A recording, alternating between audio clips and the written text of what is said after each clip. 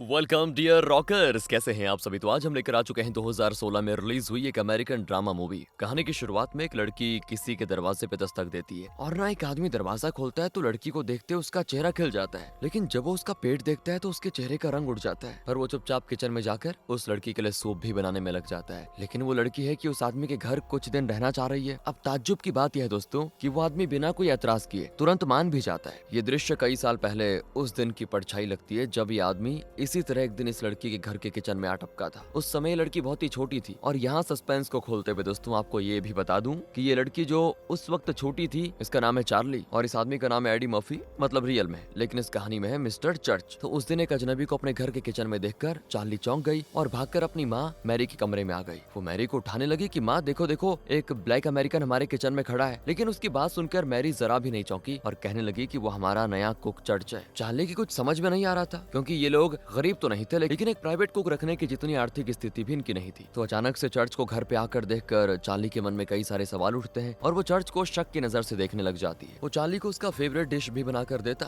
तब भी वो कहती कि मुझे भूख नहीं है। मैरी उसको बहुत समझाती भी है, लेकिन चार्ली उसका बनाया हुआ खाना खाने से साफ इनकार करके चली जाती है। अब मैरी उसके पीछे जाती है और उसको सच बता देती है कि चर्च का मालिक बैरी ही चार्ली का पिता है। लेकिन चार्ली ने आज तक अपने पिता को नहीं देखा है दोस्तों। 10 साल पहले बैरी और मैरी एक दूसरे से प्यार करते थे, उसके जरिए मैरी प्रेग्नेंट हुई। लेकिन जब मैरी को पता चला कि बैरी पहले से शादीशुदा है और उसके बच्चे भी हैं, तो उसने अपनी और अपनी होने वाली बच्ची यानी चार्ली की खातिर बैरी से रिश्ता तोड़ देने का फैसला किया। इतने साल तक बैरी ने जानने की कोशिश तक नहीं की कि मैरी और उसकी बेटी किस हाल में है, लेकिन मरने से पहले उसने अपने कुक को इनके यहाँ भेजकर जैसे अपनी ड्यूटी निभा दी हो। शायद उसको लगा कि अच्छा खाना मिल जाए तो इनके इतने सालों का दुख दर्द दूर हो जाएगा। चार्ली को तो अपने पापा को बिना देखे ही उससे बहुत ही ज्यादा नफरत है दोस्तों। उसे मैरी पे भी गुस्सा आता है कि वो चर्च को घर से निकाल क्यों नहीं देती। अब उसका दिल रखने के लिए मैरी कहती कि बेटा वो चर्च चला जाएगा जल्दी, लेकिन दोस्तों असल में उसको यहाँ पे 6 महीने के कॉन्ट्रैक्ट पे भेजा गया है। वैसे कुछ दिन पहले मैरी को पता चला था कि उसे ब्रेस्ट कैंसर है और वो 6 महीने से ज्यादा जिंदा नहीं रहेगी और यही असली वजह है कि उसने चर्च को अपने घर में आने दिया। 6 महीने के बाद चर्च को इंश्योरेंस के पैसों का एक हिस्सा मिलेगा। अब अगले सीन में चार्ली स्कूल जाती है। वहाँ ओएन नाम का लड़का जिसपे पूरा स्कूल फिदा है, वो चार्ली का सीक्रेट क्रश है। रोज स्कूल जाकर चार्ली का पहला काम होता है ग्राउंड में जाकर ओएन को खेलते हुए देखना या फिर निहारना ही कह लो। और ये चार्ली की बेस्ट फ्रेंड है, नाम है पॉपी। चार्ली जितनी चुप चुप रहती है ना, पॉपी उतनी ही चुलबुली है, पूरे स्कूल की जान है। अब अगली सुबह चर्च मार्केट जाने के लिए तैयार होता है तो मैरी उसको अपनी सेविंग से कुछ पैसे निकाल कर देती है, लेकिन चर्च साफ इनकार कर देता है और कहता है कि इन 6 महीनों का पूरा खर्चा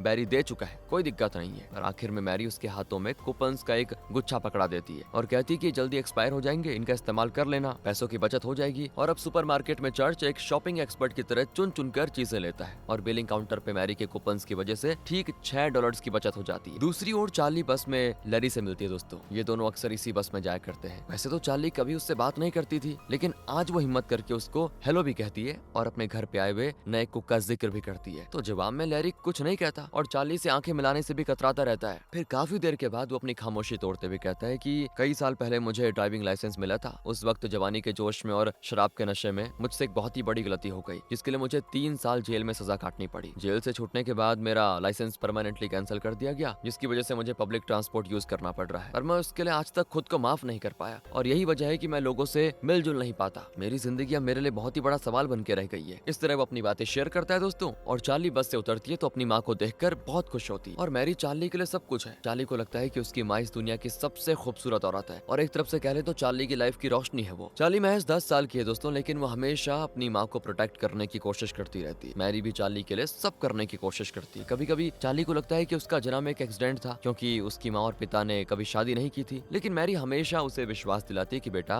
तुम्हारा जन्म एक एक्सीडेंट नहीं था, बल्कि मैरी से मेरी मुलाकात एक एक्सीडेंट थी। तुम्हें तो मैंने भगवान से मन्नतें मांग कर पाया है। यहाँ पर पता चलता है कि माँ बेटी का रिश्ता इन 10 सालों में बहुत ही मजबूत हो चुका है। दोनों एक दूसरे पर हर मायने में निर्भर है और यही तो इनकी ताकत भी है। दोनों घर आती है तो चार्ली के चेहरे पे फिर गुस्सा दिखता है क्योंकि चर्च अभी तक गया नहीं है। ऊपर से वो कई बुक्स खरीद कर लेके आ गया, खासकर फेरी टेल्स लेके आ गया जो कि छोटे बच्चों को बड़ी पसंद आती है। लेकिन चार्ली टस से मस नहीं होती, अकड़ दिखाती है कि नहीं नहीं मैं जरा भी इम्प्रेस नहीं होंगी इन चीजों से। पर क्या है ना दोस्तों, चर्च भी गुस्सा नहीं होता और कहता है कि अगर इनमें से कोई भी बुक पढ़ने का मन करे तो तुम्हें ये कार्ड दिखाना पड़ेगा जैसे नॉर्मल लाइब्रेरीज में होता है। लेकिन मैरी तुम जब चाहे कोई भी बुक निकाल कर पढ़ सकती हो, तुम्हें कार्ड की जरूरत नहीं है। इस पर चार्ली को बड़ा गुस्सा आ जाता है। फिर चर्च खाना बनाने लग जाता है। अंडों को पहले मिक्स करता है और एप्पल्स काट कर कोई डिश बनाता है। तो जब वो तेल गर्म कर रहा होता है तो बढ़िया खुशबू आती है जो कि चार्ली के कमरे तक पहुंच जाती है। चार्ली तो इस बार दोस्तों सच में ललचा जाती है और उसे बड़ी भूख भी लगती है, लेकिन फिर भी वो अपनी जिद नहीं छोड़ती। अब मैरी उसको मनाने के लिए जाती है और उसे चर्च का बनाया हुआ लाइब्रेरी कार्ड भी देती है। लेकिन ये क्या यार, वो तो उसके 2 टुकड़े कर देती है। पर चर्च का बनाया हुआ हर डिश इतना टेस्टी होता है कि चार्ली का बस चले तो वो सब खा जाए, और पेटिंग भी इतनी खूबसूरत करता है वो क्या कहें। पर चार्ली फिर भी मुंह बना लेती है जैसे कि ऐसा खाना उसको हजम ही नहीं हो पाएगा। पर वो जब इसको चख कर खाती है ना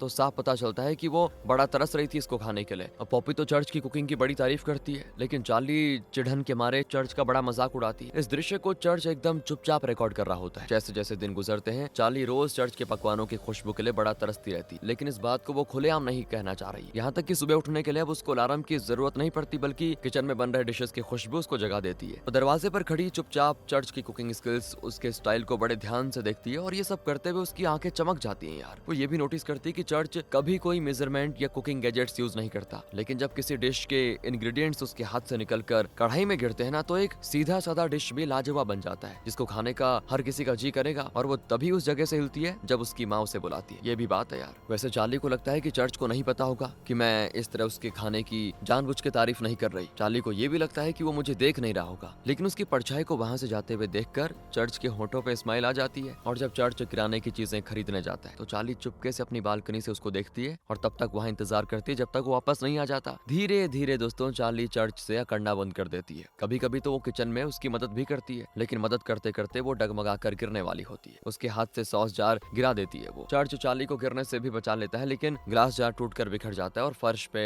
सॉस फैल जाता है। पर वो चार्ली को एक भी कड़वा शब्द नहीं कहता। और जब मैरी फर्श साफ करने के लिए आती है तो वो उसे भी रोक देता है और कहता है कि टेंशन लेने की जरूरत नहीं है, मैं कर लूंगा। और इस पॉइंट पर दोस्तों चर्च के बारे में चार्ली का नजरिया पूरी तरह बदल जाता है। उस रात वो चर्च का लाइब्रेरी कार्ड चिपकाकर चर्च के पास जाती है और हिम्मत जुटाकर उस छोटी सी लाइब्रेरी से बुक्स लेकर पढ़ना शुरू करती है। एक बार जिसने बुक्स पढ़ने का मजा ले लिया तो उसे हर बार नए नए बुक्स पढ़ने से कोई रोक नहीं पाता। ये तो सच बात है। चार्ली के साथ भी ऐसा होता है। बुक्स पढ़ना उसका पैशन बन जाता है। चर्च उसे कुछ बुक्स के बारे में भी बताता है और उसका सुझाव लेकर बड़ा कुछ सीखती है। वो उसकी नॉलेज तो बढ़ती ही है, साथ ही वो दूसरों से बेहतर कम्युनिकेट कर पाती। चर्च यहाँ पे 6 महीने के लिए आया है, लेकिन वक्त कैसे और कब गुजर गया चार्ली को पता ही नहीं चला। अचानक वो रियलाइज करती है कि चर्च को यहाँ पर आए हुए 6 महीने नहीं पूरे 6 साल हो चुके हैं। मतलब मैरी 6 साल जिंदा रही। हालांकि डॉक्टर्स ने कहा था कि वो 6 महीने से ज्यादा जिंदा नहीं रहेगी। शायद चर्च के डिशेस ने और उसके केयरिंग नेचर ने मैरी की लाइफ में एक्स्ट्रा 6 साल जोड़ दिए। पर अब क्योंकि चार्ली बड़ी हो गई है वो मैरी पर उतना निर्भर नहीं रहती। जब छोटी थी तो हमेशा माँ से चिपकी रहती थी, लेकिन अब ऐसा नहीं करती और ना ही वो अपनी माँ को स्कूल की बातें बताती है। स्कूल से लौटकर अब वो मैरी के दरवाजे पे खड़ी होकर उसकी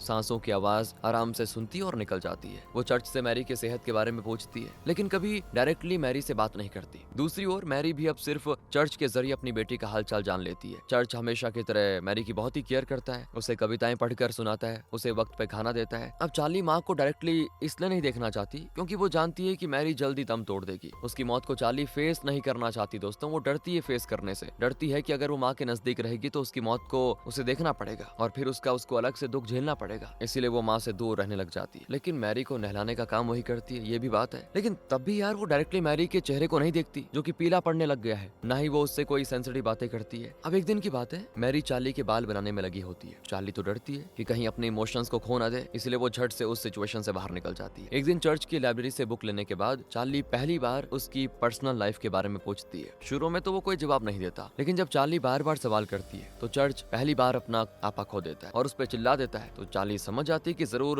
कोई दुख है इसको जिसे वो किसी के साथ शेयर नहीं करना चाहता। फिर चार्ली उससे उसकी पर्सनल लाइफ के बारे में पूछना छोड़ देती। अब चार्ली के सीनियर स्कूल में प्रॉम नाइट होने वाला है। मैरी तो जानती है कि उसकी जिंदगी के कुछ ही पन्ने बाकी बचे हुए हैं, इसलिए वो चाहती है कि चार्ली के दिल में लाइफ के हसीन पलों की मेमोरीज बन जाए। इसलिए वो चार्ली को प्रोत्साहित करती है कि अगर ओएन तुम्हें प्रॉम नाइट के लिए अपनी जोड़ी के तौर पे इनवाइट करे तो जरूर उसका इन्विटेशन स्वीकार कर लेना बेटा। चार्ली उसकी बात मान लेती है और धीरे धीरे उसके दिल का बोझ भी कम हो जाता है। प्रॉम नाइट के लिए नया ड्रेस बनाया जाता है और जब चार्ली उसे पहनकर मैरी का दिया हुआ नेकलेस पहनती है तो इतनी खूबसूरत लगती है ना कि मैरी की आंखें भर आती हैं दोस्तों। अब चर्च तो इनकी फोटोज लेना चाहता है, लेकिन वो चर्च के साथ ही फोटोज खिंचवाने की जिद करती है और इस तरह मतलब ये यादगार पल एक फोटो बन जाता है। फिर ओएन दोस्तों चार्ली को प्रोम के लिए लेने आता है। दोनों ही प्रोम में काफी शर्माते हैं पहले, लेकिन फिर भी डांस करते हैं और इस पल को एंजॉय भी करते हैं। घर पर मैरी चर्च के साथ डांस करती है। मैरी बड़ी खुश है कि उसकी बेटी बड़ी हो गई है और दुनिया की छोटी छोटी खुशियों को एंजॉय करने की उसकी उम्र हो गई है। टॉम के बाद ओवेन चार्ली को घर छोड़ने आता है। ओवेन बहुत ही शर्माता है वैसे, और चार्ली एक्सपेक्ट कर रही है कि वो उसे किस करेगा, लेकिन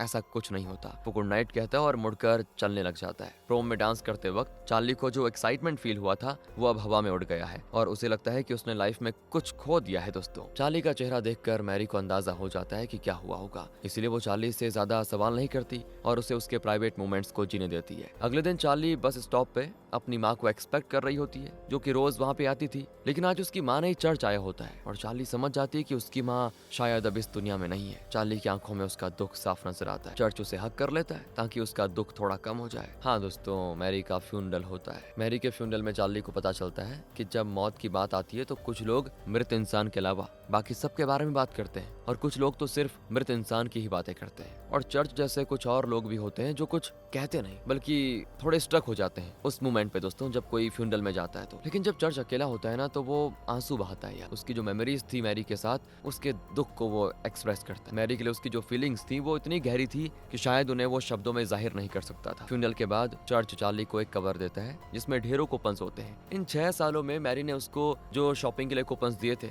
उन्हें बचाकर चर्च ने इतना पैसा जुटा लिया था कि चार्ली इस अमाउंट से अपने कॉलेज की फीस भर पाएगी। वो यूनिवर्सिटी एंट्रेंस के लिए चार्ली को तैयार भी करता है। चार्ली के लिए एक छोटा कार भी खरीद देता है, लेकिन क्योंकि उसके पास लाइसेंस नहीं है तो चर्च लैरी को ढूंढ निकालता है जिसका लाइसेंस कैंसिल कर दिया गया था। वो चार्ली को ड्राइविंग सिखाता है, फिर वो चार्ली को ड्राइव पे लेके जाता है और अब वो काफी इंडिपेंडेंट महसूस करती है। चार्ली को ड्राइविंग सिखाने के बहाने लैरी की लाइफ भी बदल जाती है। कई साल पहले एक कार एक्सीडेंट ने उसकी लाइफ ही उलट दी थी, लेकिन अब वो उन पुरानी यादों को भुलाकर एक नॉर्मल इंसान बन रहा है। चार्ली को चर्च की फिक्र होने लग जाती है। वो उसके बारे में जानना चाह रही है। उसे हमेशा से लगता था कि चर्च मेरी और मेरी माँ मैरी की खातिर यहाँ पे रह रहा है। वो ये भी सोचती है कि चर्च की खुशी किस चीज में है, इस बारे में हमने कभी जाना ही नहीं। तो एक दिन दोस्तों, जब वो चर्च का पीछा कर रही होती है तो ओएन उसको देख लेता है। लेकिन जब से मैरी की मौत हुई है ना, तब से चार्ली ने ओएन से बात करना छोड़ दिया है, पता नहीं क्यों। लेकिन इस पल में जो होता है वो चार्ली को अपनी माँ की याद दिला देता है, जिसने कहा था कि न जाने कब किससे सच्चा प्यार मिल जाए, और जब वो प्यार मिलता है तो उसे स्वीकार करना भी जरूरी है। मुंह से कहे हुए शब्द कभी कभी अनकहे शब्दों के आगे फीके पड़ जाते हैं। शर्माना,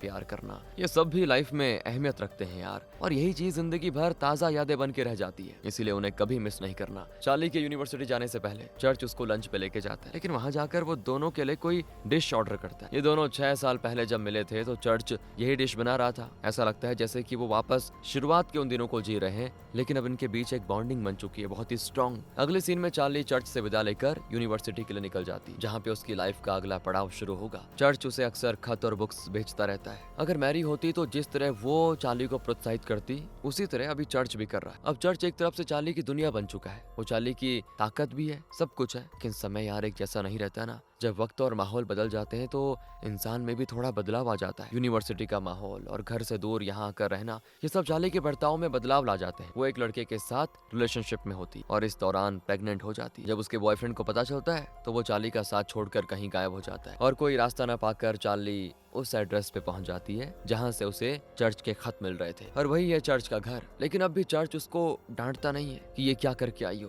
बल्कि वो चार्ली की वैसे ही केयर करता है जैसे उसने कभी मैरी की थी। वो बस एक शर्त रखता है कि तुम किसी भी वजह से मेरी प्राइवेसी में दखल नहीं दोगी। शुरू में तो सब ठीक ठाक चल रहा होता है, लेकिन चार्ली रियलाइज करती है कि चर्च अक्सर घर से निकल जाता है और जब वो लौटता है तो उस पे शराब की बू आती है। चार्ली को पता चलता है कि वो एक बार में जाता है, लेकिन वो उस बार का टिकट ड्रॉर में रख देती और चर्च से कोई सवाल नहीं करती। अगली सुबह चार्ली चर्च से कल रात के बारे में पूछने की कोशिश करती तो है, लेकिन चर्च बात को बदलने पे तुला होता है। उस रात जब चर्च फिर बार में गया होता है तो चार्ली उसके कमरे की तलाशी लेती है, क्योंकि वो जानना चाह रही है कि चर्च आखिर है कौन और उसकी लाइफ इतनी मिस्टीरियस क्यों है। पर इतने में चर्च लौट आता है और अब बिल्कुल आग बबूला हो जाता है। गुस्से में वो चार्ली को धक्के देकर घर से निकाल देता है, तो चार्ली बड़ी परेशान हो जाती है और निकल जाती है वहाँ से। अगली सुबह चार्ली लैरी से मिलती है। वो किसी गहरी सोच में पड़ा होता है, चार्ली से ठीक से बात नहीं करता और जल्दी निकल जाता है। तभी वहाँ पे एक स्केट बोर्डर आकर चार्ली को ठोक देता है। चार्ली के पेट में बहुत ही दर्द होता है दोस्तों इससे, तो लैरी तुरंत उसके पास भागा चलाता है और उसको उठाकर कार में बैठाता है। उसके तो हाथ कांपने लग जाते हैं, लेकिन चार्ली को दर्द से तड़पता हुआ देखकर हिम्मत जुटाकर वो कार स्टार्ट करता है और चार्ली को पास ही के हॉस्पिटल में पहुंचा देता है। खुशकिस्मती से होता यह है, चार्ली और उसके पेट में उसका बच्चा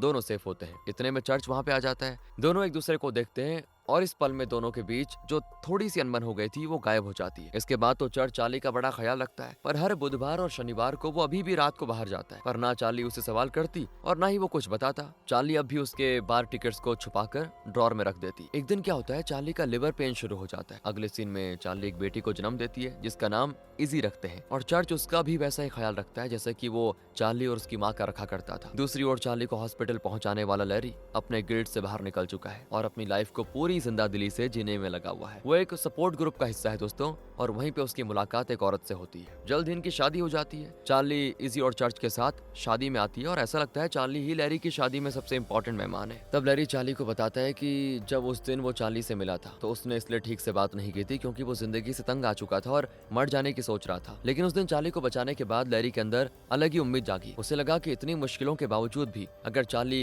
गिव अप नहीं कर रही तो मैं अपनी गलती के लिए खुद को इतनी बड़ी सजा क्यों दूं। मतलब चार्ली उसके लिए एक इंस्पिरेशन बन गई थी। कुछ दिन बीत जाते हैं। चार्ली जिस कॉफी शॉप में काम करती है वहाँ पे चर्च और इजी उसे पिकअप करने आते हैं। वो उसको देते हैं खुशखबरी। दरअसल ग्रेजुएशन के बाद चार्ली और पॉपी का एक दूसरे के साथ कांटेक्ट नहीं रहा, लेकिन चार्ली की खातिर चर्च ने पॉपी का पता लगा लिया था। दोनों कई सालों के बाद मिलती है। पॉपी की शादी एक अमीर परिवार में हो चुकी है, लेकिन अमीर घर में जाने के बाद पॉपी का रवैया बदल गया है दोस्तों। वो इस छोटे से टाउन जहाँ पे वो बताओ पली बड़ी थी, अब उसको ये टाउन पसंद नहीं आता। यहाँ तक कि वो चार्ली की लाइफ का मजाक भी उड़ाती है कि इस कुक के साथ कैसी लवर वाली लाइफ जी रही हो। चार्ली को गुस्सा आ जाता है और वो कहती है कि चर्च सिर्फ कुक नहीं है, हमारे परिवार का सदस्य है। वो पैसों के लिए सब नहीं करता, बल्कि इसलिए कर रहा है क्योंकि उसे मेरी फिक्र है। मैं तुम जैसी अमीर नहीं हूँ ना, लेकिन अपनी बच्ची की परवरिश कर सकती हूँ। तुम ये अपने पैसों का रौब कहीं और जाके दिखाओ। इस तरह बहस करने के बाद दोनों अलग हो जाती हैं। फिर पता चलता है कि पॉपी चार्ली के लिए गिफ्ट लाई थी। उसमें एक लेटर और 2 डायमंड रिंग्स होते हैं। मतलब इतने सालों में पॉपी चार्ली को कभी भूली नहीं थी। उस रात भी चर्च बाहर जाता है। जब वो लौटता है तो चार्ली बड़ी मुश्किल से उसे बिस्तर पे लिटाती है, लेकिन इस बार वो बार का टिकट ड्रॉर में डालना भूल जाती है और चर्च को पता चल जाता है कि चार्ली जान चुकी है कि वो बार में जाता है। चर्च उस बात को इग्नोर कर देता है, लेकिन उस दिन के बाद वो बार में जाना छोड़ देता है और उसकी सेहत बहुत ही खराब हो जाती है दोस्तों। इतने टाइम में, इतने सालों से चर्च ने चार्ली और उसकी माँ के लिए और इसी के लिए जो किया था, उसके बदले में चार्ली कर ही क्या सकती थी। इसलिए वो चर्च की बड़ी अच्छी तरीके से बस देखभाल करती। एक दिन चर्च इसी को कहानी बताता है जिसमें एक छोटा लड़का हर चीज से डरता है, लेकिन उसको सिर्फ लेडी बर्ड से डर नहीं लगता। एक दिन खेतों के बीच उसने एक लेडी बर्ड देखा और उसे बहुत देर तक पकड़ने की कोशिश करता रहा और वक्त इतनी जल्दी गुजर गया कि वो बड़ा भी हो गया। फिर वो लेडी बर्ड एक सुंदर बगीचे के अंदर भागा। एक औरत और उसकी सुंदर सी बेटी घर से निकली, लेकिन उस लेडी बर्ड का कहीं पता नहीं चला। जब वो लड़का वहाँ से जाने ही वाला था तो उस औरत ने बड़े प्यार से उसे अपने घर पर बुलाया और अपने घर में उसको जगह दी। उसी शाम चार्ली चर्च को कोई बुक पढ़ाकर सुना रही होती। उस रात चार्ली चर्च के पास ही बैठी होती है। सवेरा होने पर चार्ली देखती है कि चर्च बेचारा नींद में चल बसा यार। हाँ दोस्तों, फिर उसके फ्यूनरल में एक अजनबी आता है। दरअसल वो उस बार का ओनर है जहाँ पे चर्च रात को जाता था और उसके जरिए खुलता है वो रहस्य जो कि चर्च ने अपनी जिंदगी भर किसी से, खासकर चार्ली से छुपा के रखा था। सच जानकर चार्ली चौंक जाती है दोस्तों। असल में चर्च उस बार में पीने के लिए नहीं बल्कि पियानो बजाने जाता था, क्योंकि उसको था पियानो बजाने का पैशन। इतना ही नहीं, वो चार्ली के परिवार के लिए कुछ पैसे कमा कर देना चाहता था ताकि इनको घर चलाने में दिक्कत ना हो, इन्हें किसी चीज की कमी ना हो। और उसके कपड़ों से जो शराब की बू आती थी वो चर्च की ही करनी थी ताकि किसी को ये पता ना चले कि वो बार में काम करके चार्ली के परिवार की मदद कर रहा है। और तब चार्ली को याद आता है कि जब चर्च किचन में कुकिंग करता था तो करछी को पैन पे किसी ताल के हिसाब से टैप करता रहता था, जो बिल्कुल पियानो कीज के ऊपर नीचे जाने जैसा लगता था। चर्च के कमरे में चार्ली को एक बॉक्स मिलता है जिस पर चार्ली का नाम लिखा होता है दोस्तों। अंदर होता है एक स्केच बुक जिसमें चर्च ने अपनी पूरी लाइफ को ड्रॉ किया हो। उसको देखकर और पढ़कर चार्ली समझ जाती है कि उस दिन चर्च इसी को जो कहानी सुना रहा था ना, उसमें वो छोटा लड़का कोई और नहीं, खुद चर्च था।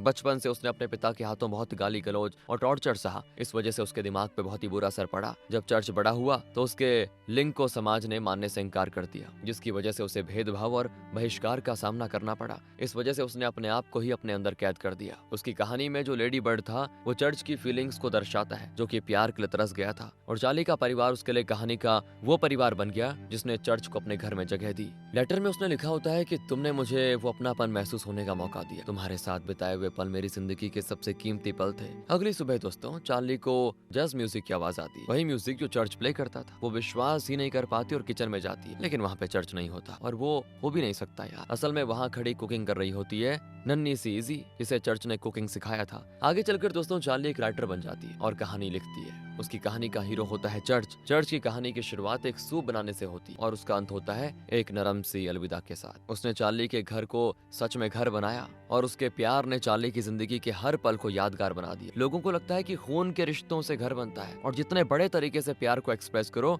उस प्यार की उतनी ज्यादा अहमियत होती है। लेकिन चर्च ने हमें अपनी कहानी के द्वारा बता दिया कि घर उन लोगों से बनता है जो अपनी प्रेजेंस से परिवार के दूसरे लोगों की रोजमर्रा की जिंदगी को बेहतर बना देते हैं। सच्चा प्यार एक दूसरे के इम्परफेक्शंस को एक्सेप्ट करने में है। चर्च की कहानी में हीरोज नहीं है, सिर्फ साधारण लोग हैं जिनकी अपनी अपनी कहानियां और अपनी अपनी खामियां हैं। चर्च की खामोशी ने उसके अकेलेपन को छुपा दिया था, चार्ली की लगातार कोशिश ने उसकी कमजोरियों को छुपाया था और लैरी की हिम्मत ने उसके गिल्ट फीलिंग को छुपाया था। इनकी यही कहानी इनकी लाइफ स्टोरी को रियल बनाती है। जो लोग कमजोर होते हैं ना, वो कुछ वक्त के लिए आंसू बहाते हैं, लेकिन किसी न किसी पल में उनके अंदर भी आगे बढ़ने की हिम्मत आ जाती है और इसी हिम्मत के जरिए वो हर दिन पिछले दिन से बेहतर इंसान बनकर आगे बढ़ते हैं। इसी मैसेज के साथ एक कहानी खत्म होती है। बाकी अगर आपको वीडियो अच्छी लगी हो, स्टोरी अच्छी लगी हो, एक्सप्लेनेशन अच्छा लगा हो तो लाइक करें, चैनल को सब्सक्राइब। ध्यान रखेगा अपना। Thanks for watching.